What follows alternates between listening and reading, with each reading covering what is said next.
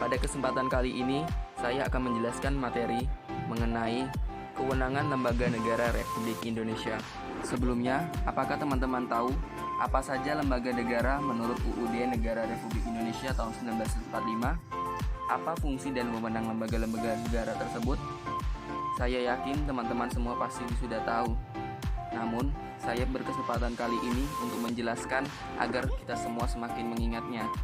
Baiklah, kita masuk yang A, mengenal lembaga negara menurut UUD NRI tahun 1945. Dalam Kamus Besar Bahasa Indonesia, kata lembaga berarti badan atau organisasi yang tujuannya melakukan suatu penyelidikan keilmuan atau melakukan sebuah usaha. Kamus tersebut juga memberikan contoh frasa yang menggunakan kata lembaga, yaitu lembaga pemerintahan, yang diartikan badan-badan pemerintahan dalam lingkungan eksekutif. Jika kata pemerintahan dapat diganti dengan kata negara, diartikan badan-badan negara di semua lingkungan pemerintahan negara, khususnya di lingkungan eksekutif, yudikatif, dan legislatif. Lembaga-lembaga negara berdasarkan UUD NRI tahun 1945. Lembaga negara berkaitan dengan sistem ketatanegaraan. Istilah sistem ketatanegaraan terdiri atas kata sistem dan ketatanegaraan. Sistem merupakan keseluruhan yang terintegrasi dan sifat-sifatnya tidak dapat dikurangi menjadi sifat-sifat yang lebih kecil. Sedangkan sistem ketatanegaraan Indonesia dapat diartikan sebagai susunan ketatanegaraan Indonesia. Susunan ketatanegaraan merupakan segala sesuatu yang berkenan dengan organisasi-organisasi negara, baik yang menyangkut tentang susunan dan kedudukan lembaga-lembaga negara, maupun yang berkaitan dengan tugas dan wewenangnya masing-masing. Indonesia sendiri telah terjadi 2 kali perubahan untuk susunan lembaga-lembaga negara Indonesia, yaitu sebelum perubahan UUD dan setelah perubahan UUD. Untuk sebelum perubahan UUD tahun 1945, lembaga negara di Indonesia ada Majelis Permusyawaratan Rakyat atau MPR, Presiden, DPR, DPA, BPK, dan MA. Sedangkan setelah perubahan UUD NRI tahun 1945, ada MPR, Presiden, DPR, DPD, MA, BPK, MK, dan KY. Berikutnya ada pejabat setingkat menteri. Pejabat setingkat menteri merupakan salah satu unsur dalam struktur organisasi pemerintah pusat. Pejabat setingkat menteri adalah pejabat negara yang berkedudukan di bawah presiden dan bertanggung jawab langsung kepada presiden. Apa saja pejabat setingkat menteri? Yang A. Jaksa Agung. Jaksa Agung merupakan pemimpin Kejaksaan Republik Indonesia yang dipilih dan bertanggung jawab kepada presiden. Jaksa Agung melaksanakan kekuasaan negara, khususnya di bidang penuntutan. Beberapa tugas dan wewenangnya sebagai berikut. Yang pertama, menetapkan serta mengendalikan kebijakan penegakan hukum dan keadilan dalam ruang lingkup tugas dan wewenang kejaksaan. Mengefektifkan proses penegakan hukum yang diberikan oleh undang-undang, dan masih ada beberapa tugas lain-lainnya. Sekretaris Kabinet. Sekretaris Kabinet merupakan pemimpin Sekretariat Kabinet. Sekretariat Kabinet merupakan lembaga pemerintahan yang berkedudukan di bawah presiden dan bertanggung jawab langsung kepada presiden. Kepala Kepolisian Negara Republik Indonesia atau Kapolri. Kapolri adalah pemimpin Kepolisian Negara Republik Indonesia dan penanggung jawab penyelenggaraan fungsi kepolisian. Fungsi Indonesia. Panglima TNI merupakan jabatan pemimpin tentara negara Indonesia yang diangkat dan diberhentikan oleh presiden dengan persetujuan DPR. Yang terakhir, E. Kepala Badan Intelijen Negara atau BIN. BIN merupakan pemimpin lembaga pemerintahan non-kementerian Indonesia yang bertugas melaksanakan tugas pemerintahan di bidang intelijen. Tugas Kepala BIN meliputi beberapa kegiatan seperti memimpin BIN sesuai peraturan perundang-undangan, menyiapkan kebijakan nasional dan kebijakan umum sesuai tugas BIN, menetapkan kebijakan teknis pelaksanaan tugas BIN, membina dan melaksanakan kerjasama dengan instansi dan negara organisasi lain. Pejabat setingkat menteri. Di Indonesia juga ada lembaga pemerintahan non-kementerian. Dahulu diberi nama lembaga pemerintahan non-departemen. yaitu lembaga pemerintahan pusat yang dibentuk untuk melaksanakan tugas pemerintahan tertentu dari presiden. Apa saja? Mari kita bahas.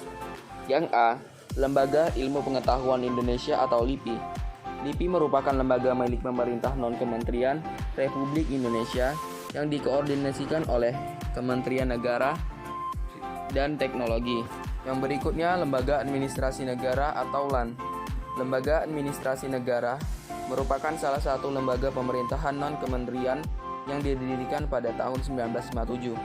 Berdasarkan Peraturan Presiden Nomor 57 Tahun 2013, LAN mempunyai tugas melaksanakan tugas pemerintahan di bidang administrasi negara sesuai ketentuan perundang-undangan yang berlaku.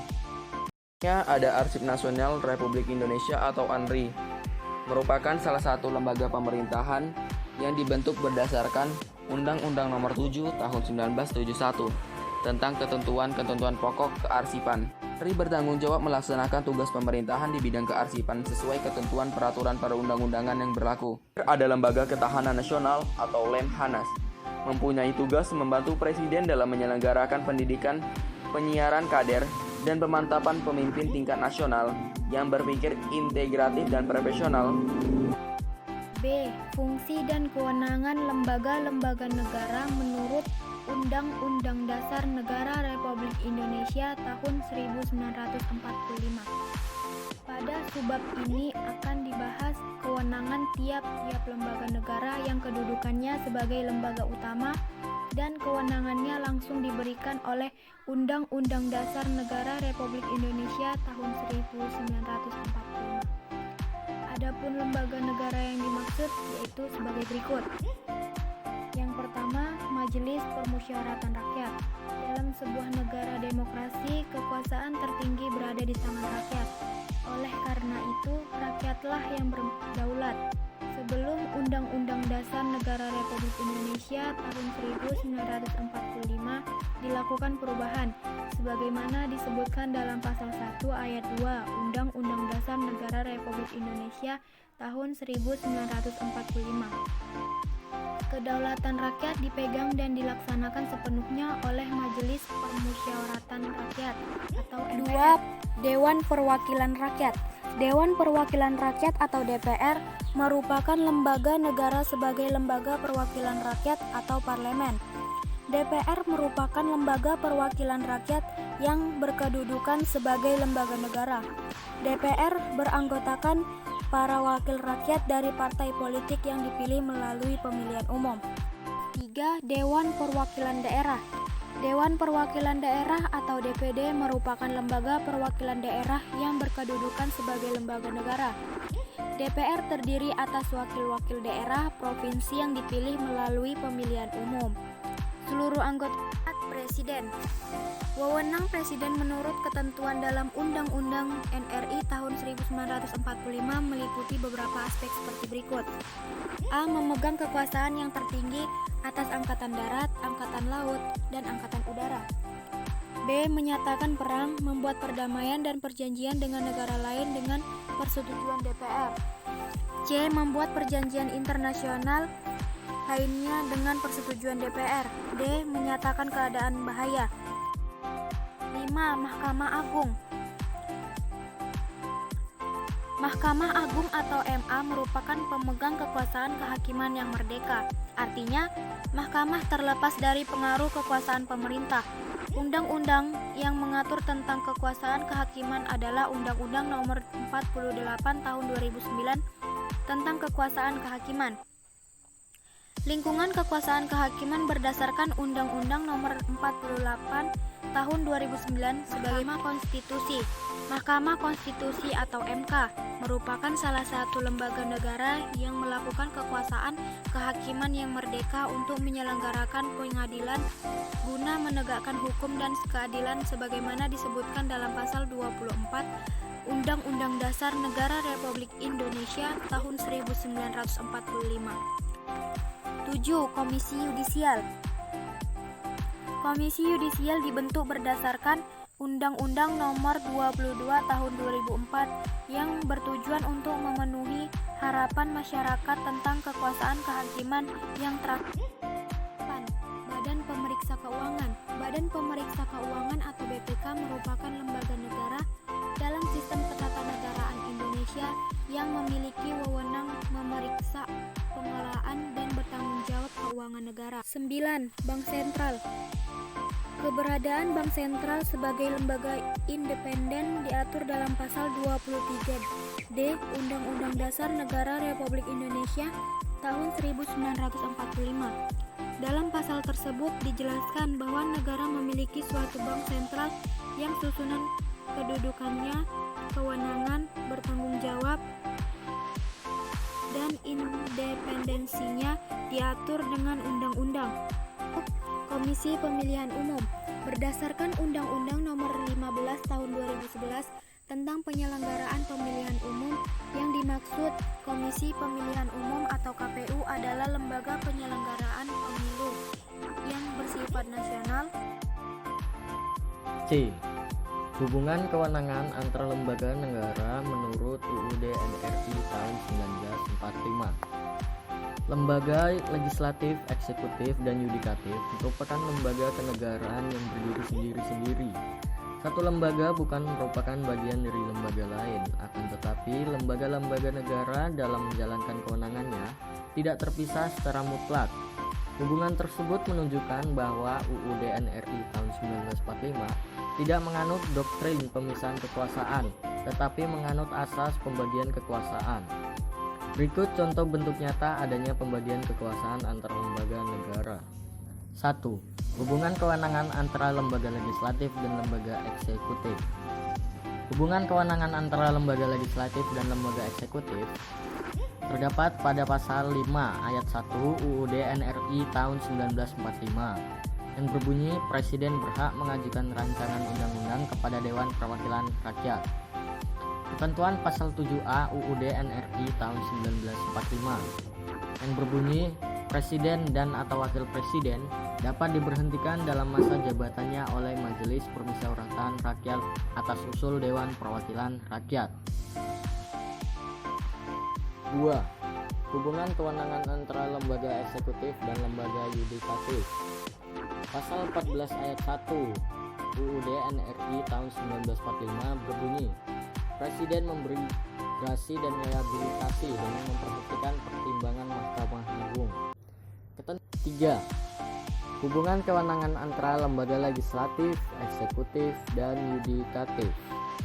Ketentuan pasal 24A ayat 3 dan pasal 24C ayat 3 UUD NRI tahun 1945 menunjukkan adanya hubungan kewenangan antara lembaga eksekutif atau Presiden, lembaga yudikatif atau Mahkamah Agung, dan lembaga legislatif atau DPR, yaitu kerjasama dalam pemilihan calon hakim agung dan pengajuan calon hakim konstitusi.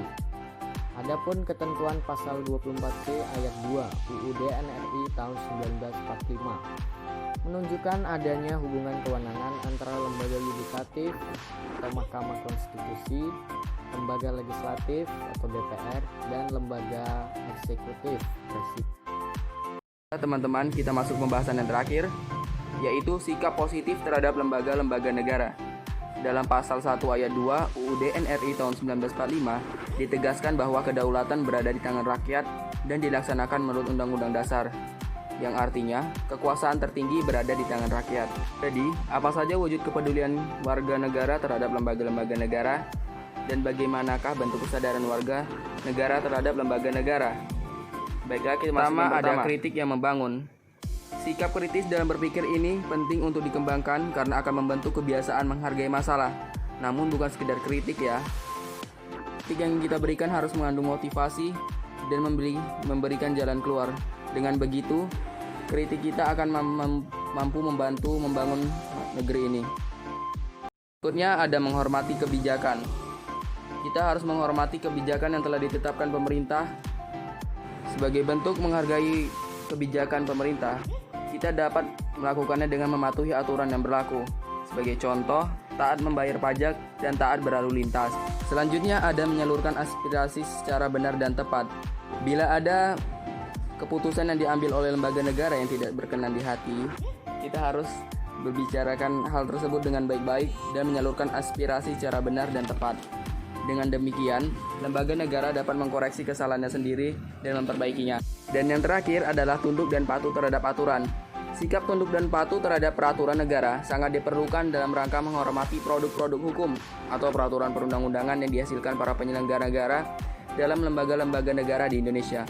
Sikap tunduk dan patuh terhadap peraturan tersebut mencerminkan sikap mau menerima dan memberi umpan balik. Selesai sudah pembahasan kita kali ini mengenai lembaga-lembaga negara di Indonesia.